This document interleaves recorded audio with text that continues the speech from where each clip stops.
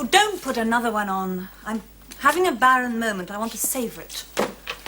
How about an excerpt from The Waste Land to help you along? Oh, I can manage, thanks. Drink? Large. Are you joining me this time? Not if I'm driving. What has happened to you?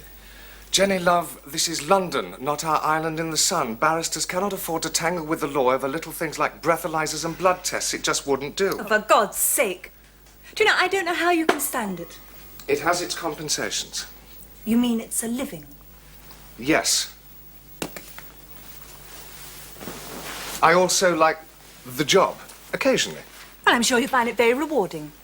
But then I wouldn't know, having never earned a living in my life. True. But you manage if you have to, and if you don't have to, why bother? Oh, don't be so damn patronising, Jenny, Lloyd. I'm not Look, being... I thought you'd have jumped at the idea of coming with me, doing what you like in your own time. It's a great idea. But... No, it's a long way to come to be turned down flat. Well, at least I still have my return flight booked for the morning. Jenny, you don't have to leave London. Yes, I do.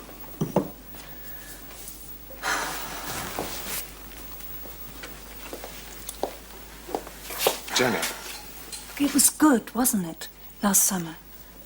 It was very good. Well, then. Well, then, I can't just drop everything and get on the first plane, not even for you. Look, if it's money. I told you last year, it's your body I'm after, not your money. Can't you settle for both?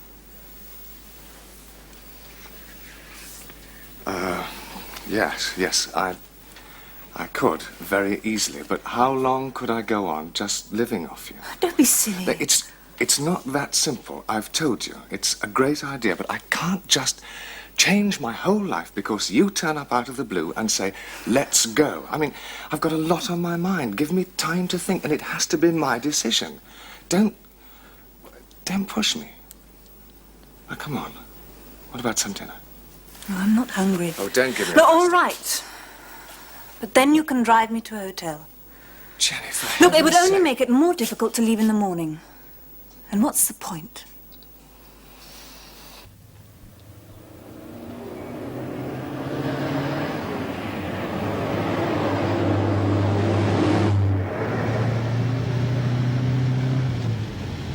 Damn.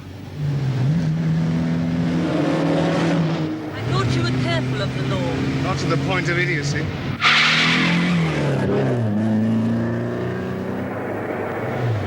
Nice acceleration. We'll have him right, Sarge.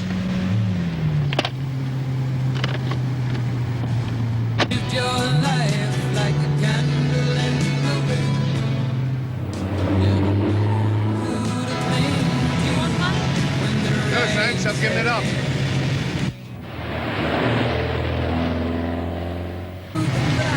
Oh, terrific. What? Behind. End of a perfect day.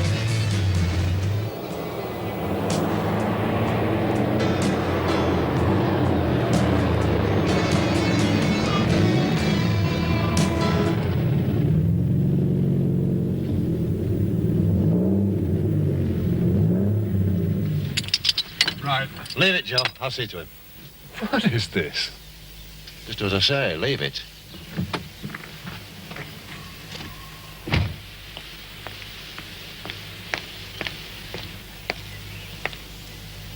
Well, well, well. Of all people. Mr. Eliot. Steady. You all right, sir? Yes, I'm fine. I just got my bloody foot caught in the seatbelt. There's nothing like making a good impression, is there? Eliot. All right, Blake. Blake!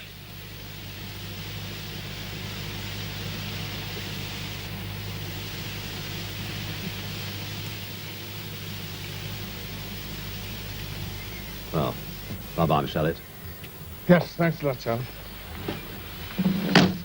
Hang on. See ya. Yes.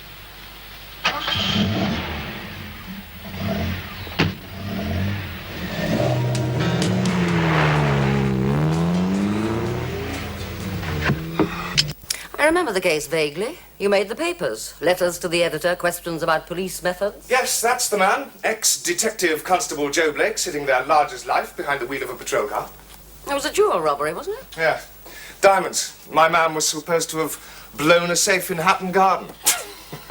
He'd sure as hell done it before, and he'd probably done it since. But that time there was doubt. Detective Constable Joe Blake, however, was not the man to take maybe for an answer. What did he do? Plant evidence on your man? No. But he was too keen to get a conviction. He knew there was an element of doubt, and he did his best to cover it. Nothing unusual in that. It depends how you go about it. Blake was very thorough in demolishing the defense alibis before bringing the case. In fact, a couple of the witnesses claimed they got thumped. Fell down the station steps, as Blake put it. It couldn't have been good for his image. What did you do? Accuse him of violence? No, that was the second thing. First of all, I got him to agree with a lot of people that it would be a very good idea if justice were more in the hands of the police and less in the hands of the lawyers. Oh. Yes. The moment I heard the scratching of pens from the press bench, I knew I was home and dry. Very clever. Yeah. I'm told he had the makings of a good detective. If only he could have controlled his enthusiasm. So they demoted him? No, not demoted. Not technically. They transferred him to traffic control. Better for their image and less tempting for him. Which one of these is you? Second from the left. What? I moved. Lucky for you, his sergeant's a chum of yours. Whether I jump those lights or not is a matter of pure opinion. I have a pretty good idea what Joe Blake's opinion would have been. So, giving me a ticket might have made him feel better. At least I was stone cold sober. That would have taken the edge off his fun. Yeah? No, I'm just leaving. Yes, he is. I'll remind him. Thanks. James, Bill... James. Sorry. It's after 10. Would I keep a judge waiting? Yes, if you don't get a move on. What's so fascinating out there? Nothing. That's him. Yeah, that's Eliot.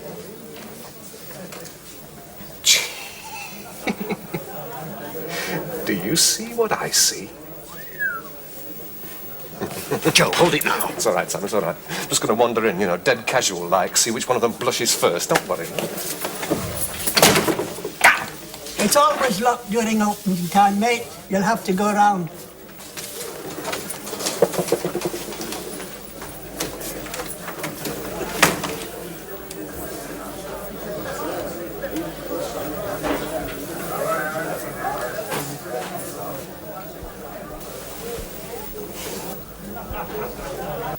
Yes, but if you can give me some idea what it's about, Superintendent, we can probably save it... What? Yes, all right. If you'd rather not on the phone, then why don't you come to my chambers? I presume you know where I am. Well, yes. All right, my flat, then. What about 7 o'clock? Yes, fine, I'll give you the address.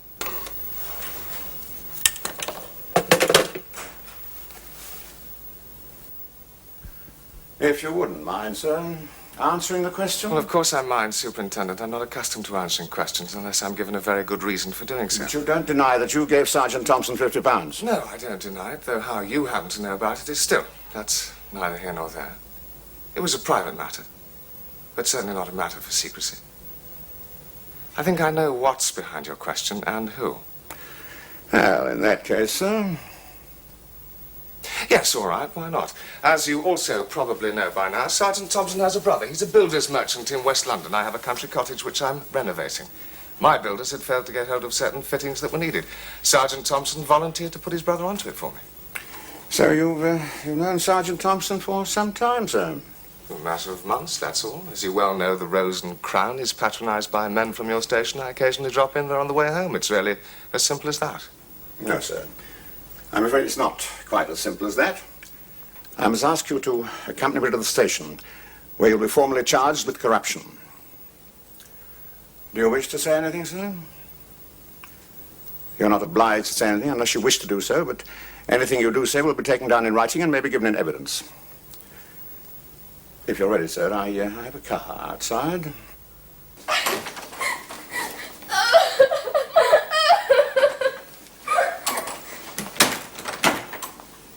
Oh, Mr. Eliot. Afternoon, Bill. Sorry I'm late. Oh, that's, I'm sure everyone understands, sir. Yes, I'm sure they do. Would you care for a cup of tea? Rosie's just making some. Oh, is that what she was trying to tell Well, me? she's a bit upset, about Yes. everything. If I may just say, well, If there's anything that I can... You know what I mean. Yes, thank you very much, Bill. And I'm very grateful, but I think for the moment we'll just carry on as usual. That will be the best thing, don't you agree? Yes, sir. Right. Now, what happened to the Lindsay brief? Oh, Mr. Carter was able to hold the fort there. Fine. Well, I'll get down there and take over. Oh, they settled before lunch. 30,000. It was all over much sooner than we thought. Oh. Well done, Mr. Carter. Now, as I remember, I have a conference, so I better have a look at that paperwork. Sir, the conference has been cancelled. Now, there was no need for that, Bill. You should have known I wouldn't be all day. Oh, it wasn't me. I see. They called you. Well, I imagine their client decided not to proceed. It'll be interesting to find out, won't it? In the meantime, you might let it be known that I'm still here, my faculties unimpaired, and available for work. Yeah, and I will have that cup of tea, Bill. Thank you.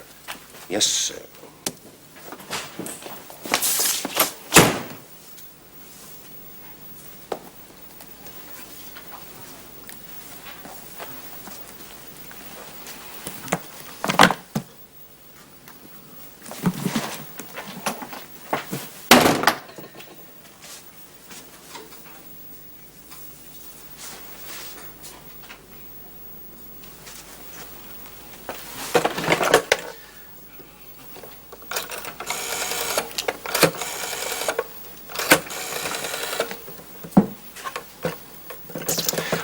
Come on.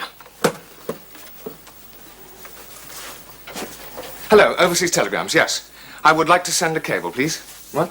391 7713. Eliot.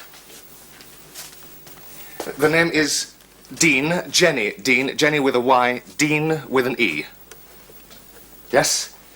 And the address is 2929 Piazza di Spagna. Yes? Spagna, S-P-A-G-G-N-A, Spagna, yes, Rome, Italy. Message reads, imperative you contact me immediately, stop. Repeat the word imperative, stop, come in. Yes, and sign it, Love, James. Yes, please, if you would.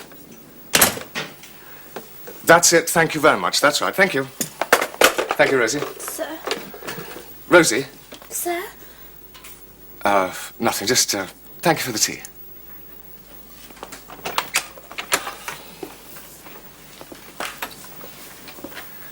Hello, Harriet. Good to see you back, James. Ah, you don't mind, then?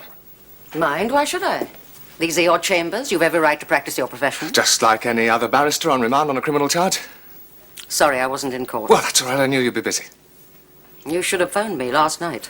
Well, why ruin your evening as well as my own? They kept you in the cells overnight? Indeed they did. And that was a salutary experience, I can tell you. I assume you got all the details from my sister. Terence Morley was a good choice. I didn't do it, Harriet. The money was for Charlie Thompson's brother. He's a builder. He was getting me some fittings for the cottage. Then you should have no difficulty proving it. Except that the brother didn't know anything about it.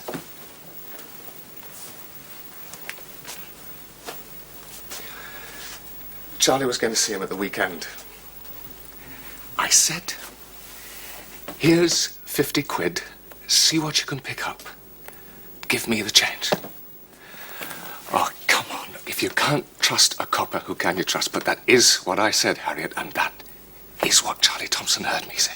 The pub landlord says he heard differently. Ted Watson, yeah. I didn't even know he was there. It's Blake. He must have something on him. Do you know that for a fact? No, but that must be it. What possible motive could Ted Watson have for wanting to frame me? Not frame you, perhaps, but Sergeant Thompson. No, it's me. Blake wants my hide, and he is making Watson help him get it. But how? That's what I need to know. It's not very much to go on, is it? And how do you prove it? I don't know. There is one thing. Thank God.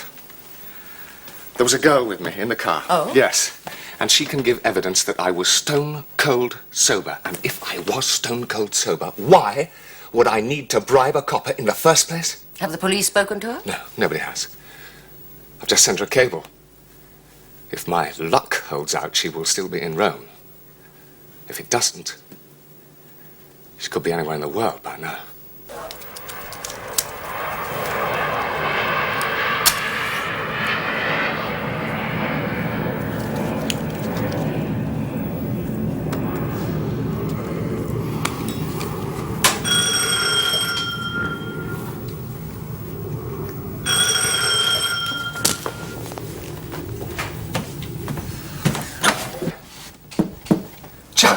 Hope I'm not disturbing you, Mr. Elliot. I'm just passing by and I thought... No, come in. Come in. Tom. Can I get you a drink? Yeah, I'll have a whiskey, please. With a drop of water, you got it? Ah. I was wondering if you'd heard anything from this girlfriend of yours, Jenny. Not a thing. I'm hoping for a phone call tonight. Sit down, Charlie. Make yourself comfortable. Yeah. Is there any news from your end? Nothing new. I've just gone over it and over it. Ted Watson's lying. Oh, yes. Ted Watson's lying, all right. The trouble is we're the only two people who know. Have you checked? Has he got a record? Clean as a whistle. No. Then Joe Blake must have something that could put him behind bars. No chance. Ted Watson's a lot of things, but he's not a villain. But he's a frightened man. You've spoken to him? Yes, I just dropped in for a minute. No, you'd better leave that alone, Charlie. That is not going to help. I just wanted to get a look at him, that's all. Yes, all right. Ted Watson is frightened. But we still have to find out why, and we still have to prove it. And how the hell are we going to do that? Because I can't go strolling into that pub, and you're on suspension. You don't have to tell me that. I know I'm on suspension. For 25 years, my pension's up next year. The wife and I, we thought the kid's gone. We get a little place in the country. And now I'm on suspension. But I've still got one or two mates down at Beale Street, Nick, and there's any bloody chance of anything breaking at all. Hang on, Charlie. That could be the chance we're hoping for. Hello, yes. Yes, it is. Yes, all right, I'll wait. Charlie, we're in business. It's Jenny. Thank God. Yes, hello. Hello. Jenny, yes. Yes, thank God you got my cable. Listen, Jenny, I'll make this quick because this is important. I'm in trouble. Yes, you're going to have to come back to London and make a statement to the police. You might even have to appear in court as a witness. What do you mean you can't? Jenny, look, this is serious. It's not only me. Well, I think you had better explain. Of all the girls in London, I have to be with the one who isn't even officially in the country. What do you mean? She used a false passport? No, she didn't use a passport at all. She got on a flight from Rome to Paris. Then a connection from Paris to Jersey. After Jersey, she didn't need a passport. Well, what was the point of all that? Money. If she comes back into the country before a certain date, she'll get skinned for tax on her mother's estate. Damn nearly every penny she's got. I see. So if she appears in court swearing on oath she was in London on the day in question... Large bureaucratic ears in small government offices will begin to twitch greedily. Well, even so, James, Oh, I surely told the her. girl... I made no bones about it, but Miss Dean is a very rich little girl, and she intends to stay that way. On the whole, James, I'd say you're unfortunate in your choice of friends, wouldn't you? It's not just for myself that I'm so bloody angry, but why should a decent, honest copper like Charlie Thompson have to suffer just because some spoilt little brat enjoys flying around the world on a magic checkbook she's never even lifted a finger to earn? I thought you'd given up smoking. I have. Excuse me, Miss Peterson, you asked me to... Yes, of course. Thank you, Bill. I have a conference before I'm in court. Are you... Busy? No. Any little errands you'd like me to run? I was hoping you'd manage without any attacks of self-pity, James. You won't find it helpful, and the rest of us won't find it pleasant. I'm sorry, Harriet. No, really, I'm very sorry. Well, I suppose you can't really blame people for not wanting a barrister who's, well, you know... James, I do understand, you know. Yes, I know you do. The worst part of it was, last evening. Before Jenny called, my father rang. Read about the charge in the local paper. The last time I was mentioned was when I was called to the bar. Before that, when I won my open scholarship, local boy makes, etc., etc. What did you say to him? Oh, I told him it was all a misunderstanding, you know. Matters were in hand, solution guaranteed. So he could still show his face at the Rotary Club.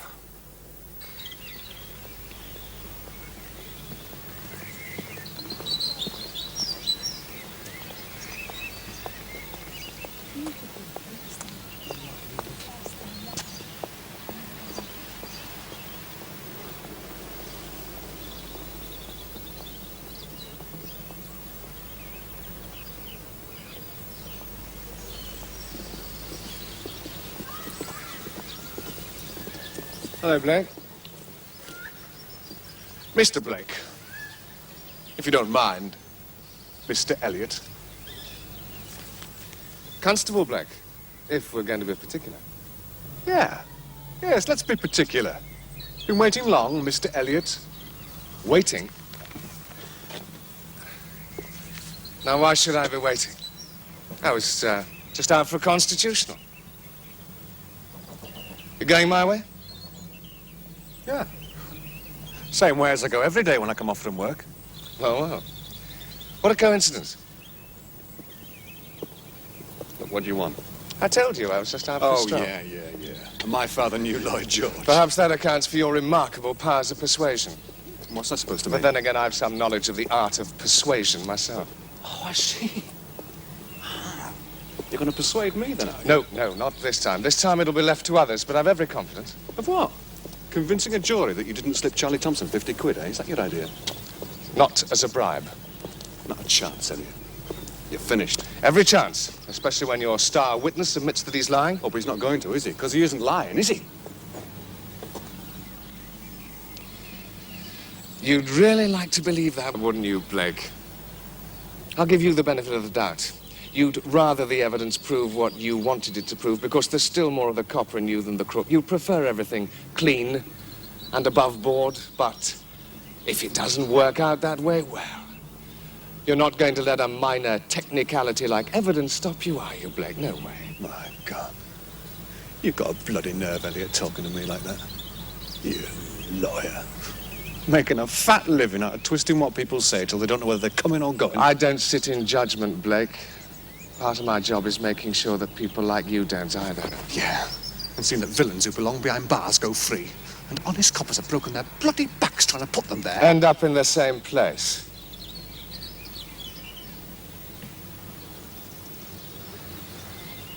If that's where they belong. And that's a promise, Blake.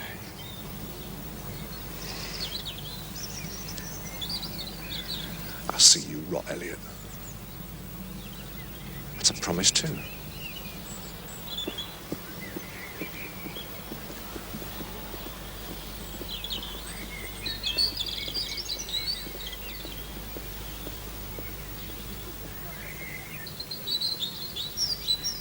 Where do I get all this rubbish? Here you are, Rosie. Look, sling this lot out. The rest of it I'm going to have to keep. Yes, Mr. Eliot. Mr. Eliot? Yes. You're not moving out, are you? No, I am not moving out. It will take a damn sight more than has been tried already to get me out of here. Now, come on. Hurry up, then you can help me put the rest of it in some sort of order. Yes, Mr. Eliot. Yes, Mr. Eliot.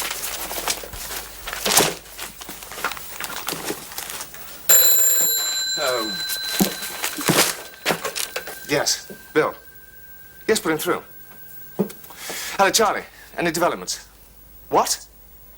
The landlord's daughter? What's that, some sort of limerick? No, I've never heard of her. When did she come into it? Diane Watson. Yes, a little cracker. At least she was a year or two ago, the last time I saw her. An only child? Apple of father's eye she was. He was always talking about her, you know, the money she was making, trips abroad. What did you do? Oh, she worked for a man called Frank Mellors. Property investment, interest in a couple of clubs. I noticed you put all this in the past tense, Sergeant Thompson. 18 months ago, Frank Mellors was sent down for 5 years. The charge was living on immoral earnings and keeping a disorderly house, one of the clubs. And that was the time that Ted Watson stopped talking about his beautiful and talented daughter. He'd found out what her talent was for. There was a raid, you see, and some of the girls were pulled in along with Mellors. There was no charge against them, of course, but it did put enough of a scare into one or two of them to testify against them in court. Including Diane Watson? Oh, 2 days before the raid, she went for a holiday in Spain. When she got back, it was all over. Well, that's a nice coincidence. Yes, and the next one is even nicer. The club was on Joe Blake's patch when he was in the CID, and Joe Blake was the arresting officer. What have you been up to, Charlie? Stealing keys to the criminal files? I told you, didn't I? After 25 years, I've still got one or two mates left on the force. Now, one of them is retired now, and he works for a big security firm. One of the places he looks after is a club called the Birdcage, which is the joint that was raided when Frank Mellors was pulled in. Where Diane Watson used to work? Well, she still works, only she owns the place. Is she on the same game? Not quite. It's a bit of a clip joint now, you know, out-of-town trade, punters and motor show trade, whatever, you know, that sort Well, of... it's a link. Ted Watson, Joe Blake, but Where's it get us? Maybe that Blake has something on the girl which gives him a hold over her father. But as for pinning it down in the time you've got... Well, I wonder, wasn't it worthwhile somebody tackling the girl? I mean, surely it's worth a try. It's worth a try, Charlie, but it's very dodgy. Exactly. You can go to the club and start asking questions. But if at the trial you've nothing more to show for your efforts than an attempt to smear the chief witnesses against you, it's going to make things a damn sight worse. Somebody ought to have a go at her. I agree. But who? Whereupon I made my excuses and left. Oh, yes. You needn't look at me in that tone of voice, Harriet. I'm already booked for lunch tomorrow with a consultant paediatrician at St. George's. Well, anyway, Ian, thanks for the effort. No effort. It was a pleasure. Now, where does it leave us? We've established a possible link between Joe Blake and Diane Watson, but what is the link? Do we assume he takes a cut of her profits for tipping her off about the raid? Did he even fix the raid in order to get Mellors out of the way? And whatever his angle is, how do we go about exposing him? I'd say what we need here is a copper's instinct. Let's call Charlie Thompson. Can't be avoided, James. There has to be a prosecution against Joe Blake, and that means bringing out the whole story. I know. If only there'd have been some other way. If only that damn girl had been willing to come back and testify in the first place, none of this need ever have happened. You know, she sent me a telegram. Willing to come back and risk all. Very touching, but just a bit late. No guarantee her evidence would have been believed. At best, she'd have been a biased witness. At least there was a chance we might have spared Diane's mother from what she'll have to go through now. That's Joe Blake's responsibility, not yours. It's ironic, isn't it? He jeopardized his career in the first place to protect her. He did it again to nail me, and if he hadn't done that... It was your neck or his. In other words, we're going to risk that woman's life, whether we like it or not. In other words, the law has to take its course, and there's nothing any of us can do about it.